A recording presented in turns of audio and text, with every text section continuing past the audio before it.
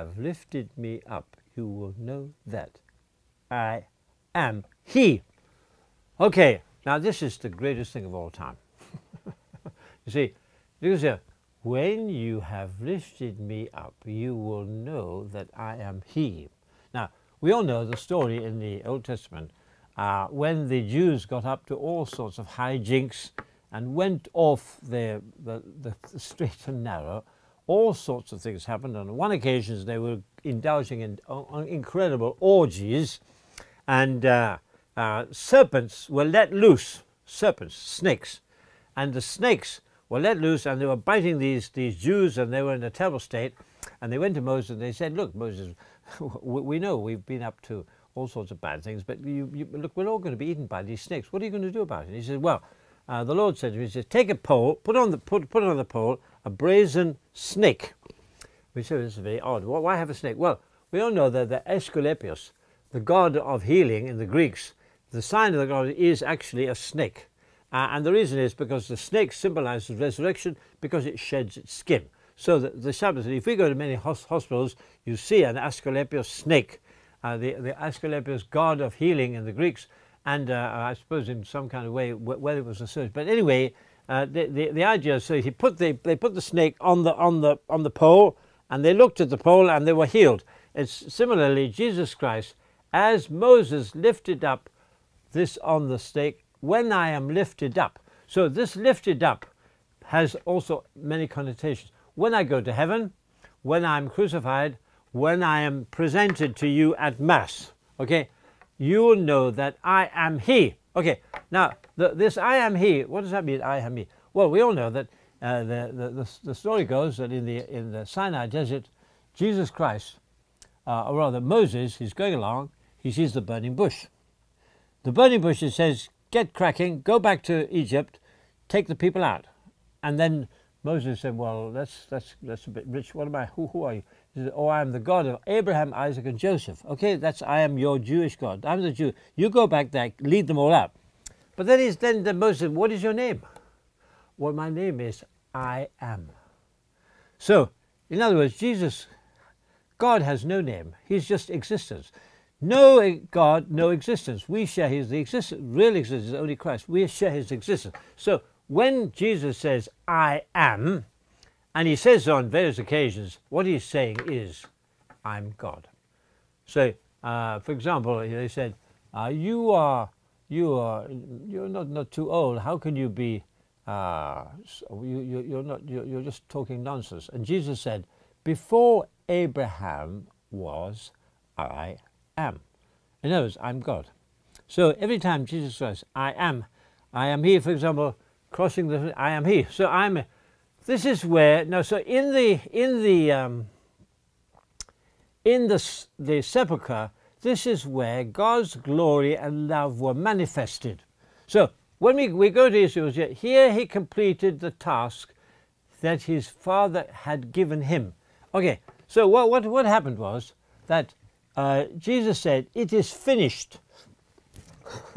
He said, "It is finished." He was on the cross and He said, "It is finished." What does that mean, it is finished? It means that He had completed the task that God had given. In other words, the whole of the Paschal mystery, in other words, the whole of the journey from earth to heaven has been completed. It is finished. So we can say, Jesus Christ, it is finished. So he completed the task. Now He opened up the gates of heaven, and the curtain dividing the holy place from the holy place was rent, signified. So we all know the story is between the Holy of Holies and the holy place there was a curtain. When Jesus died, the curtain was rent. That means that everybody can go into the Holy of Holies, not just the high priest once a day. Now, Jesus died quoting Psalm 22, thus making it possible in the rite of the Mass to go with Him to the depths and the heights. Now, what is Psalm 22? The first sentence of the Psalm 22 is Lama Lama. Now, when He says, my God, why have you forsaken me? So, Jesus Christ's life was the perfect life of the Jew. Jesus' life's prayer was the prayer of the Jews. Jesus' life rights were the rights of the Jews. So, our lives are the rights of the Jews. Our lives and prayer are the prayer of the Jews. Our lives are the prayer of Jesus. The prayer of Jesus was the prayer of the Jews. The prayer of the Jews is our. And it was all the man, whether it was King David, he was saying, 22, my God, why have you forsaken me? Jesus used that word when he was dying on the cross to show everybody that the suffering servant was he himself. And all the things that happened when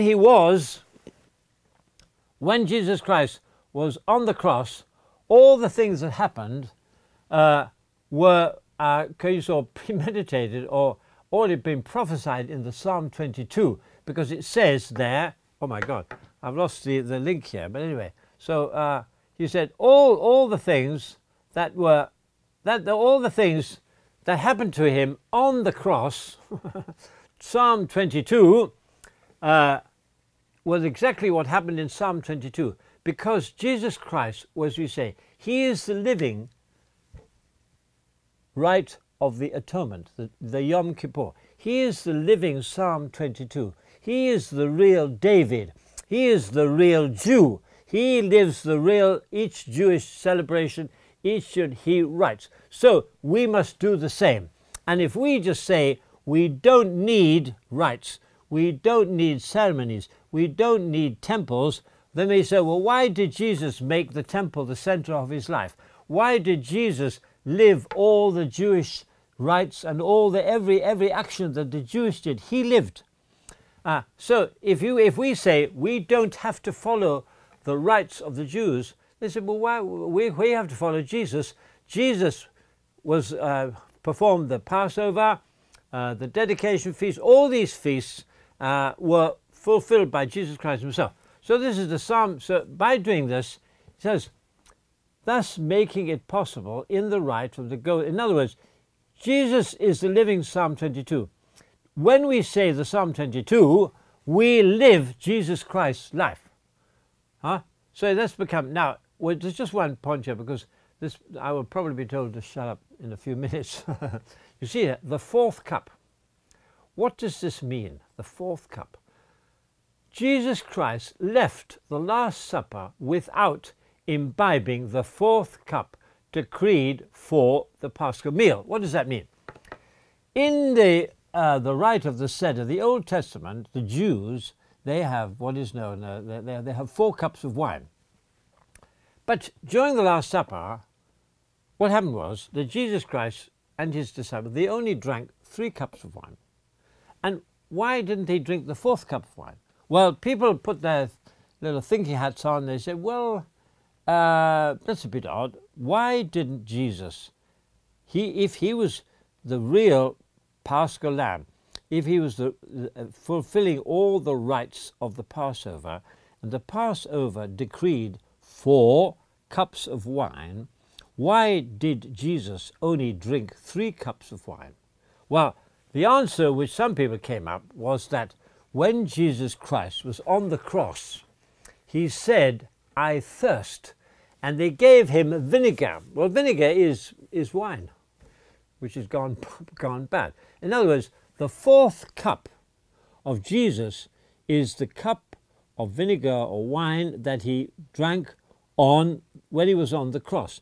And what is the meaning of that? The meaning of that is that Jesus' Passover was previewed in the supper room in Zion. In other words, Jesus Christ instituted the Mass in Zion. But he wanted to show us that the Mass included the meal, the real presence, and the crucifixion. In other words, and the resurrection. In other words, this was the whole caboodle. When he said, it is finished, he entered his glory. So in other words, when we have the Paschal feast, you have Jesus Christ eats the Last Supper with his apostles. He institutes, he said, this is my body, this is my blood. But he hadn't died yet. This is a pre-signification, you could say, of the situation. On the cross, he died. just before he died, he drank the fourth cup. Then he said, "This is finished." That's like ite messias, the Mass is finished, and we go to heaven glory, because, as he said, the time of my glory. So in other words, Mass, the meal, the reality of Jesus Christ, the reconciliation, the whole thing comes to a head at his death. That is why this church is so important, because look, you see, we'll just say what is happening. Worship, the liturgy, is the engine of existence. So we say, oh, well, what is important about existence? Oh, we have the atoms, the power of the atoms, and we have the army, the Chinese are the Chinese Navy, we have the British Navy, we have the kings and the queens and the this and that. But actually, the most important thing in life, what is worship? Worship. See? These are every day, each of us toiling in our humdrum lives are in Christ, transforming ourselves and the universe. In other words, every day we are living superficially humdrum, normal lives.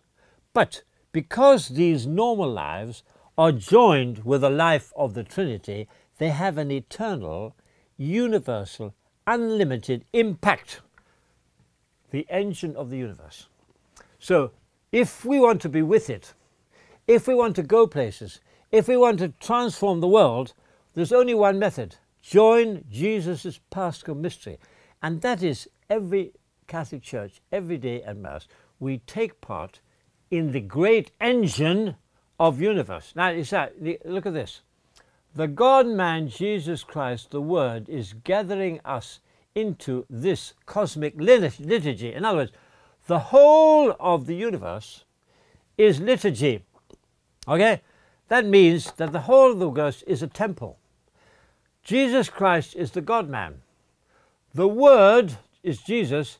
He makes us join in this mystery. So, what we have here, we're just going to call it a day just now, you see. What we have, very simple.